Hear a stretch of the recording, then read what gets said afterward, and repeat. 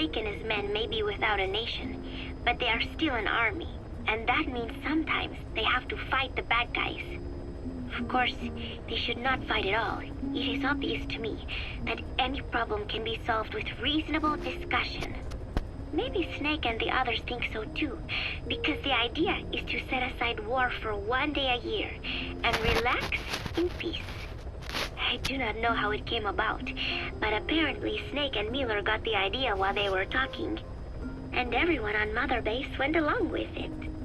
To think that deep down they all share a love of peace, that makes me happy. But never mind that. Somehow I have ended up singing on stage.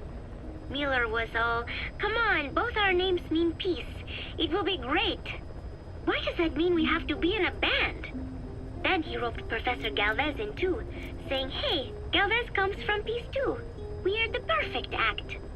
I am not sure Miller really understands the origins of the name Galvez. But then again, you always have to take Miller's talk with a grain of salt. What I cannot believe is he went and told everyone we'd be performing together without even asking my opinion. Now everyone thinks it has all been decided. I like to sing, but I have never had to perform in front of a crowd. I do not think I'm up to this. But everyone seems to be looking forward to it. I guess I would hate to let them down. And anything is better than letting Miller sing. Oh, that was mean. Miller said he was going to write a song for us. I wonder what it will be like.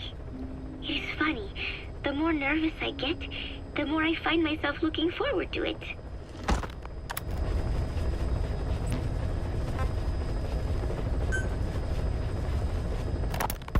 The whole base is busy getting ready for Peace Day. Miller has finished writing his song, so I went with Professor Galvez to listen to it.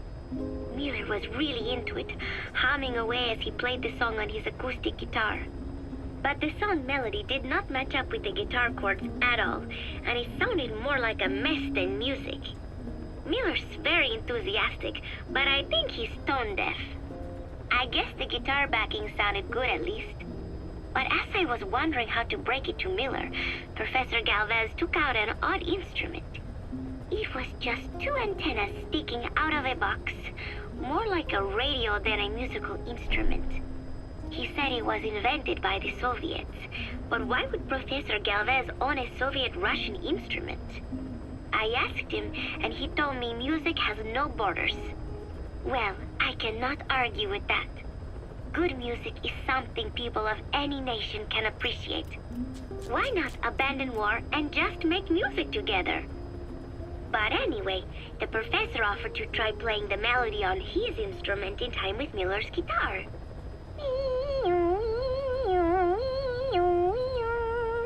It was like something from another world. But somehow, it fit Miller's guitar backing really well. It even gave the song a charming, down-home kind of feeling. Miller was overjoyed. "That is it! That is my melody right there," he said. It sounded totally different from when he sang it. But hearing the professor's version, I thought I could probably sing it. Then Miller hit me with the next bombshell. "Buzz, you write the lyrics." I did not know whether to scream or to run out of the room. There was only 1 week left until Peace Day.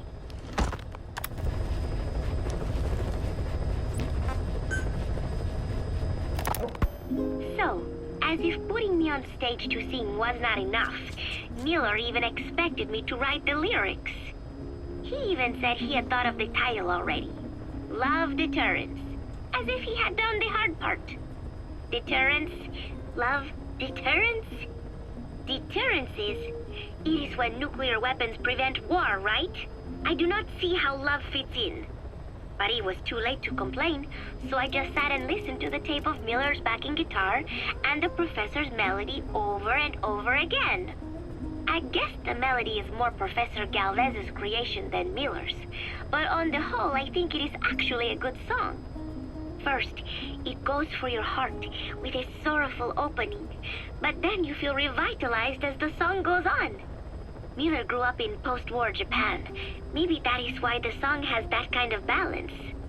Long ago, I heard some Japanese music called Enka, I think? It sounded this way. But I wonder why it has to sound sad in the first place. Miller called it love deterrence. Doesn't that mean he had a love song in mind? All I see of Miller and women is the way he fools around with a lot of them at once. But maybe he has had his heart broken too. And what about me? I found myself thinking about Chico and Snake as well. I know Chico has a crush on me, so naturally he should come to mind. But why Snake? He saved me, and I feel indebted to him. But I thought that was all he meant to me. Why does my heart flutter when I think of him? It is embarrassing to be unable to control this emotion. There has to be a way to suppress it, to forget it. But maybe that is what love deterrence is? With that thought in mind, I went to my desk and began to write and write. Just 3 days left until Peace Day. I finally had a decent draft of the lyrics, so I showed them to Professor Galvez first. He liked them. He said I had done a superb job capturing the sense of a young girl's troubled heart. There were 1 or 2 lines I thought needed brushing up, so although he said lyrics aren't my specialty at first, he gave me some advice. Everything he said made perfect sense. When I tried putting in his changes, they made the song feel deeper, more sincere. That is the professor for you. He always has the answer. With the lyrics finished, I was ready to show Miller. He does not often take things seriously, but all of a sudden, he was saying, "Paz, you have the soul of an Enka songwriter." And I did not even listen to Enka all that much. Maybe I am pretty talented after all.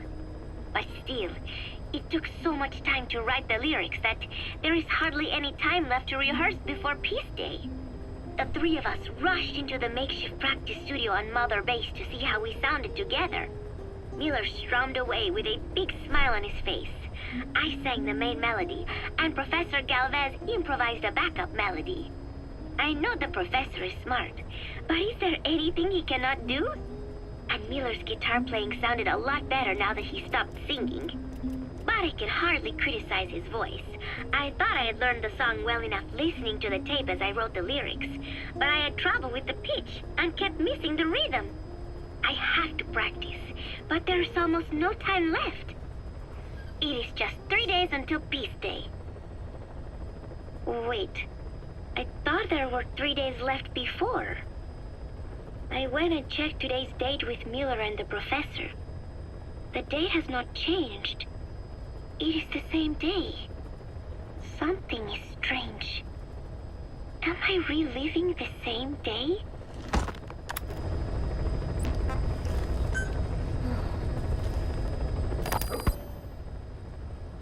Peace Day never came. Every morning I wake up expecting it to come, but it is always 3 days away. That cannot be it. I have not woken up at all. It is just a dream. It is all a dream. I am in it, and you are in it too. I am the dreamer, but you are having my dream. Do you get it now? You do, don't you? Peace Day never came. With 3 days left, I followed my orders from Cypher and launched the operation. I hijacked Zeke. I fought Snake. I lost and was thrown into the ocean. I survived, but I was captured by Cypher. How happy I would have been if they had let me die then and there. But wishes do not come true. We just cling on to our dreams, our phantoms, mine and yours. But I think this one is coming to an end.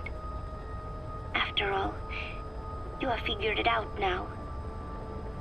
You can kill Skullface, murder Huey, slaughter Zero, burn the whole world down, and it still won't bring me back. Me, or any of the dead. And that was our business. War. We bought our daily bread with money paid to us for killing. Maybe us getting killed was just balancing the scales. You know, Mother Base was never the heaven we wanted it to be. But I was still happy to have lived with everyone there. It was such a short time.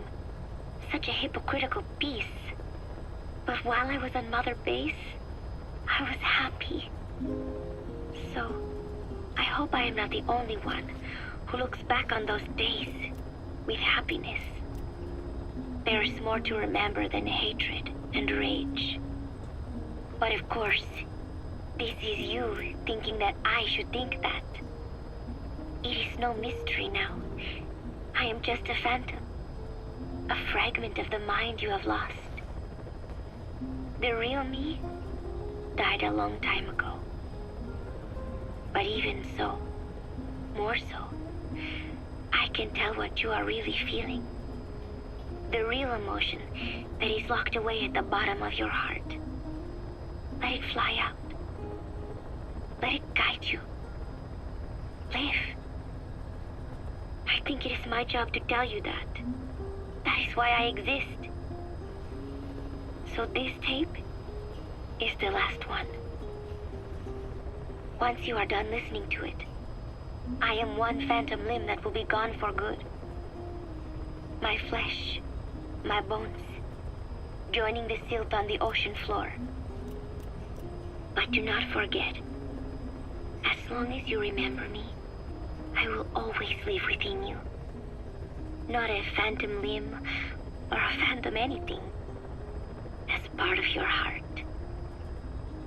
I will always be your angel of peace. So I know exactly how to finish. Say